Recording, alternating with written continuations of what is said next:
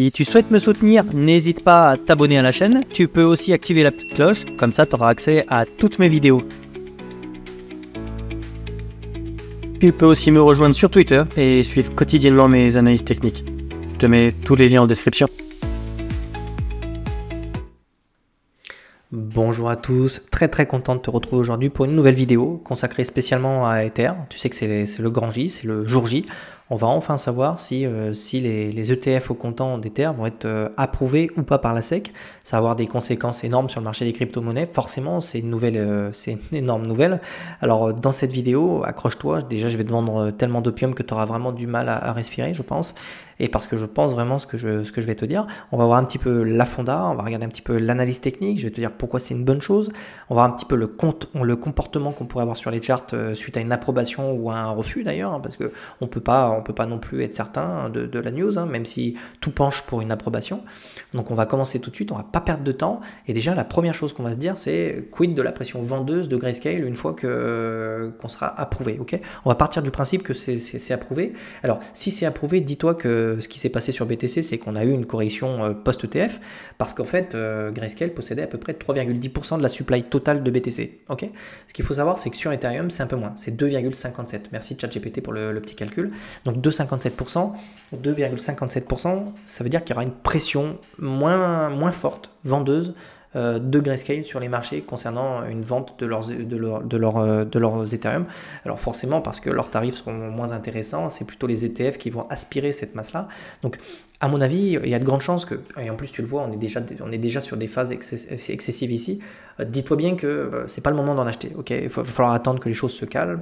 Forcément, on va avoir à un moment donné un repli, une correction, il y aura une prise de profit, et c'est à ce moment-là que tu pourras éventuellement te positionner. Même si moi je t'ai dit, je t'ai conseillé, hein, ça fait un moment tu suis ma chaîne. Ici, c'était probablement la meilleure zone pour entrer. Ok, on l'avait vu, c'est un niveau Fibonacci extrêmement important. C'est-à-dire que si on vient retracer en fait le point bas et le point haut ici, on était quasiment autour des 0,38. D'ailleurs, tu peux quasiment reprendre, je pense, le mouvement du bottom jusque là, et tu vois, on situe vraiment précisément sur les 38,2. Donc pour moi, la meilleure entrée possible sur ce cycle, là, c'était les 0,38,2 post-correction. Ok. Là, je te déconseille vivement d'acheter sur les niveaux actuels parce que tu peux derrière te bouffer moins 15%. Voilà, donc tu le sais, pas sûr qu'on retourne chercher ces niveaux de prix tout de suite. Je vais t'expliquer pourquoi après. Okay, quoi qu'il arrive, pression vendeuse qui sera nettement moins forte que sur BTC, mais pression vendeuse quand même. Okay, en ce qui concerne la chart, alors on va essayer de dézoomer un petit peu, voir ce qui se passe, et tu vas voir pourquoi c'est complètement insane ce qui se passe sur Ether. Honnêtement, je te le dis comme je le pense. On va virer ça, on va passer sur la droite et on va regarder la chart comme ça, d'accord?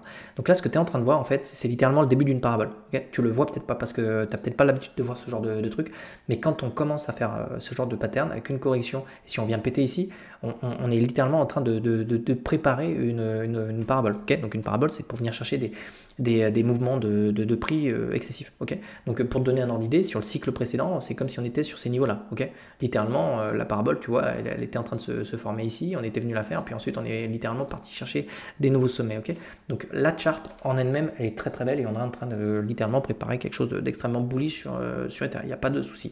La chart est très belle. Okay, en ce qui concerne, alors je ne vais pas simplement parler d'un point de vue chartiste ici. La chart est magnifique, tu vois très bien la dynamique, franchement c'est juste magnifique. Alors d'autant plus qu'ici on avait, et ça on l'avait également abordé dans les vidéos précédentes, donc regarde-les si tu veux les voir, si ça t'intéresse. On avait également vu ça. C'est pour ça que je me méfiais d'Ether. C'est qu'ici en fait tu as un cours qui fait un plus haut, okay, et ici tu vois mon MACD diverge en fait. Hein, il est plus bas, tu vois, on est en train de faire un plus bas sur MACD et ici on fait un plus haut. Donc ça c'est ce qu'on appelle une divergence haussière cachée. Elle est cachée parce que tu vois ça te saute pas aux yeux. Ici tu baisses, ici tu montes. Donc c'est ce qu'on appelle une divergence haussière cachée. Et ce qui fait qu'en fait, regarde-toi la force de ce mouvement là, c'est-à-dire qu'on n'est même pas repassé positif. Alors que ici on est quasiment en train de venir chercher les 4000, okay, soit le dernier top sur ce cycle actuel. Donc pour te dire qu'en fait, si on revient chercher des niveaux beaucoup plus élevés sur le RSI, tu as de quoi aller chercher la TH. En fait, en réalité, c'est que si on repasse sur des mouvements d'excès sur MACD, alors on n'a même pas cross les zéros ici. Si on revient chercher des niveaux d'excès ici, tu viens péter la TH clairement dans les prochains mois sans trop de problème. Okay, c'est ça que ça veut dire. Ça veut dire que ici, tu as vraiment de la force pour aller chercher beaucoup plus haut. Donc là, il va clairement y avoir une phase, à mon avis, qui va être à l'avantage d'Ether et au détriment peut-être de BNB et de Sol, etc. Ensuite, une fois qu'on aura trouvé un top local ou quelque chose comme ça, il faudra voir s'il n'y a pas une narrative qui se met en place, par exemple sur Solana, etc. Et pourquoi pas passer une partie des Ethers en ça. Mais quoi qu'il arrive, pour le moment, l'heure de gloire, le grand moment, c'est pour Ether et on va profiter de ça. Okay, donc pour ceux qui sont positionnés sur Ether, profitez juste du mouvement haussier en préparation et actuel. Okay, en ce qui concerne le récit, alors vous savez, moi je travaille avec beaucoup d'indicateurs qui me donnent des informations différentes. Et là, sur le récit, on voit une belle trend haussière. Tu vois, on fait des creux vraiment de plus en plus haut. C'est pour ça que moi, j'étais pas spécialement inquiet sur Ether. Au contraire, j'en ai racheté en fait un petit peu sur les 38.2 là. C'était d'ailleurs probablement le meilleur moment pour le faire. Vraiment, je le répète, mais 0,38.2 c'était juste optimal. Vous aviez un Ether autour des 3000 $ là. Si vous vouliez rentrer de façon agressive, c'était vraiment ici qu'il fallait le faire. Je vous déconseille d'acheter sur les niveaux actuels. Donc là, de belles dynamiques, on voit des creux ascendants comme ça. Et tu vois, idéalement, pour commencer à prendre des profits sur Ether, moi je vais vraiment attendre une phase d'excès. Quand on va vraiment s'installer dans des niveaux d'excès comme cela, tu vois, ici on était vraiment venu chercher des niveaux extrêmement élevés sur le RSI, plus des divergences en fait. C'est-à-dire qu'on a eu un cours littéralement qui faisait des plus hauts comme ça, et là on commence à diverger sur le cours. Tu vois, on n'a rien de tout ça ici. En fait, tu vois, quand on va vraiment avoir un Ether qui va vraiment partir en parabole, tu vois, la fameuse parabole comme ça, quand je vais commencer à avoir un Ether qui va vraiment partir en parabole, et je vais commencer à avoir, je sais pas, sur mon RSI quelque chose qui baisse comme ça, je vais commencer à me dire que ici il y a des prises de profit forcément, et c'est là que je vais commencer à taper sur Ether. Okay, j'ai fait tellement de vidéos sur le sujet que là aussi tu pourras les retrouver sur ma chaîne si tu veux savoir quand sortir d'Ether. Pour le moment, on sort tout juste d'une phase d'accumulation, grande zone d'accumulation qui est située ici, d'accord. Il n'y a pas lieu de couper ses positions actuellement. Moi, je te dis que je vois un Ether plutôt en fin de cycle, minimum 10 000 $. Il me semble que c'est juste un x2 par rapport à la TH. Donc, quand je te dis 10 000, j'ai des targets plus élevés dans ma tête. Je te les donne pas parce que je veux pas que tu t'étouffes là, mais 10 000 pour moi, c'est une target absolument raisonnable. Il n'y a rien de fou quand je te dis 10 000. Pour avoir connu différents cycles haussiers, sur le dernier cycle haussier, alors en sachant que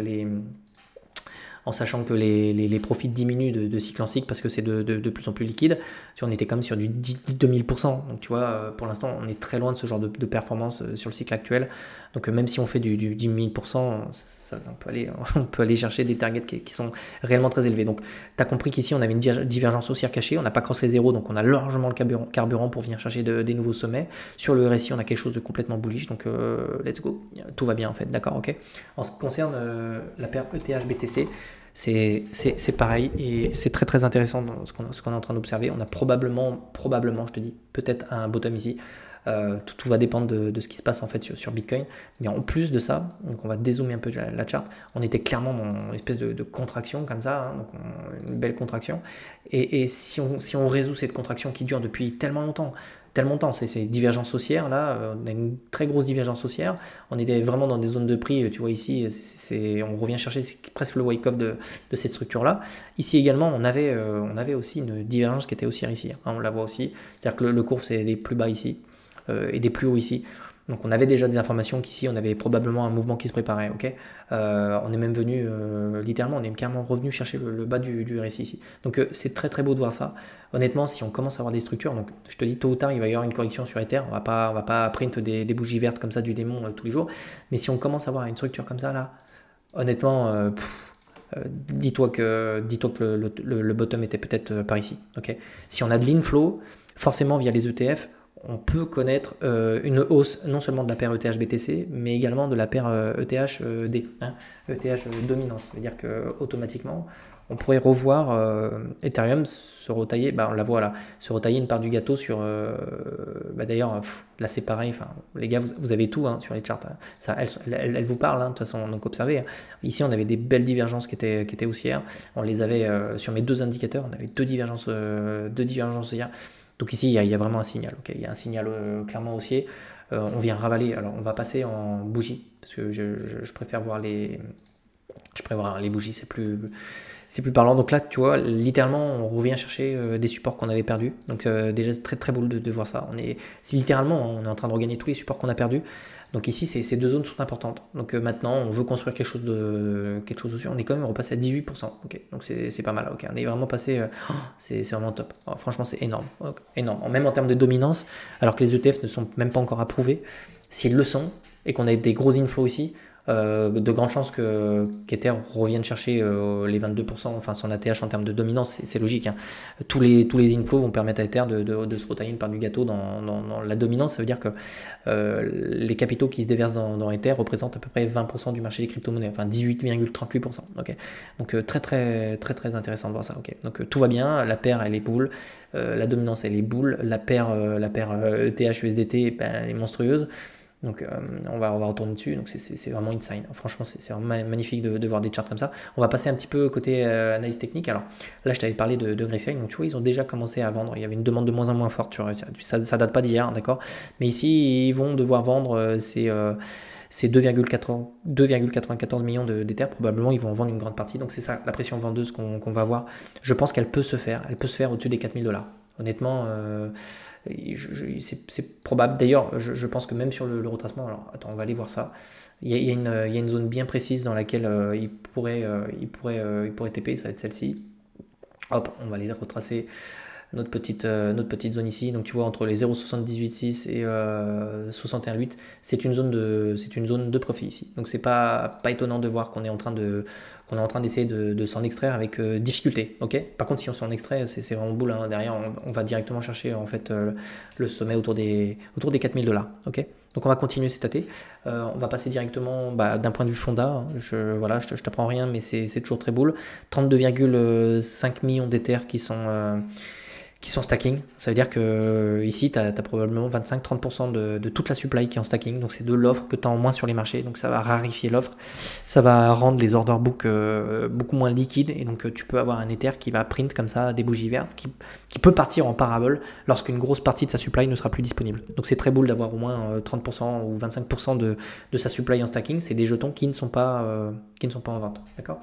On va terminer un petit peu par de l'order flow pour un petit peu le sentiment de marché. Alors forcément, hein, c'est plutôt logique, hein, il y a de la spéculation sur les niveaux actuels. On est en train de retrouver un intérêt assez fort sur Ether, mais pas tant. Fort, beaucoup de positions qui s'ouvrent, mais beaucoup de short, beaucoup de longues.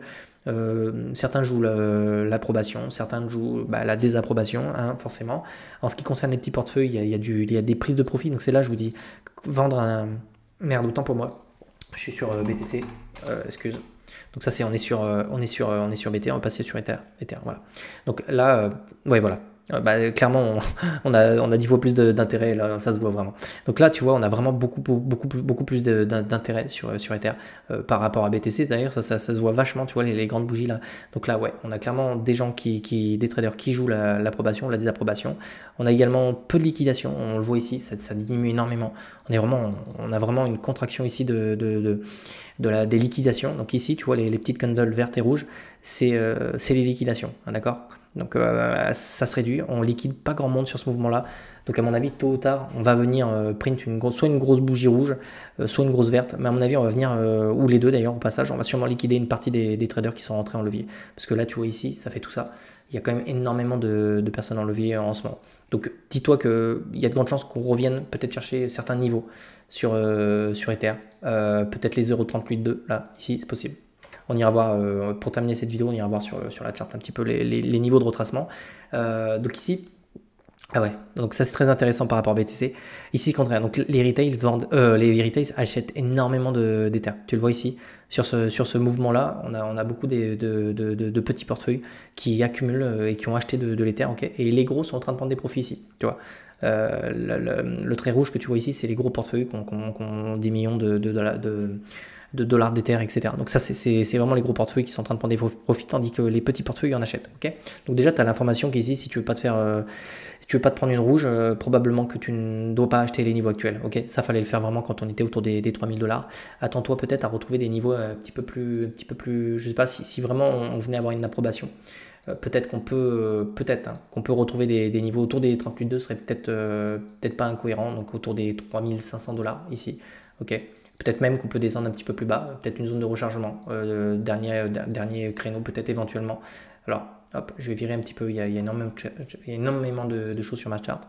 Mais peut-être que ici, tu vois, dans ces eaux-là, sur cette zone Fibo, sera peut-être... Je pense pas que ce soit facilement donné, mais si on revient là ici, tu auras une belle opportunité de rentrer. Okay, sinon, on va devoir essayer de tenir au moins les 0,38,2, donc les 3 500 $. Okay, il va falloir voir un petit peu la pression vendeuse qu'il va y avoir, si approbation ou non des Ethers. En tout cas, ici, c'est difficile pour moi de te donner des targets baissières quand je vois quand je vois ici un RSI qui commence doucement à partir en surachat. Je te dis, ce mouvement-là n'est peut-être juste pas terminé et on peut vraiment venir s'affranchir de ce sommet-là. Il va vraiment falloir surveiller. Quoi qu'il arrive, normalement, il devrait y avoir une pression à minima vendeuse, mais je pense qu'elle sera quand même moins importante que sur Bitcoin. Alors, très rapidement, si je devais résumer cette vidéo en quelques mots, je te dirais que sur Ether, c'est magnifique. Les charts, les structures, d'un point de vue analytique, chartiste, c'est juste absolument scandaleux ce qu'on est en train de voir, c'est juste magnifique. C'est ce que tu veux voir en fait quand tu achètes un actif. Je ne doute pas une seconde qu'on viendra péter cet ATH sur ce cycle-là. Et je pense qu'on ira chercher des targets que tu n'imagines même pas en fin de cycle. Ok, d'accord. Pour les raisons que je t'ai citées, on a un stacking, on a un token complètement déflationniste. On va avoir des ETF au comptant. Je ne sais pas si tu imagines les inflows qui peuvent rentrer dans Ether. Dans l'inconscient des gens ou des spéculateurs, 3800 $, c'est moins cher qu'un Bitcoin à 70 000 $. D'accord. Donc je pense que certains vont peut-être s'exposer autour de 20% dans l'Ether et peut-être un peu plus sur BTC. Donc c'est une très très bonne nouvelle. Donc écoute, on va profiter, on va attendre l'approbation qui va tomber peut-être probablement autour de 18h, 19h, peut-être 20h. Et puis on fera le point ensemble. Voilà. Donc j'espère que cette vidéo t'a plu. Comme d'habitude, si t'a plu, n'hésite pas, tu t'abonnes, tu mets un pouce, même un commentaire. Dis-moi ce que t'en penses, toi.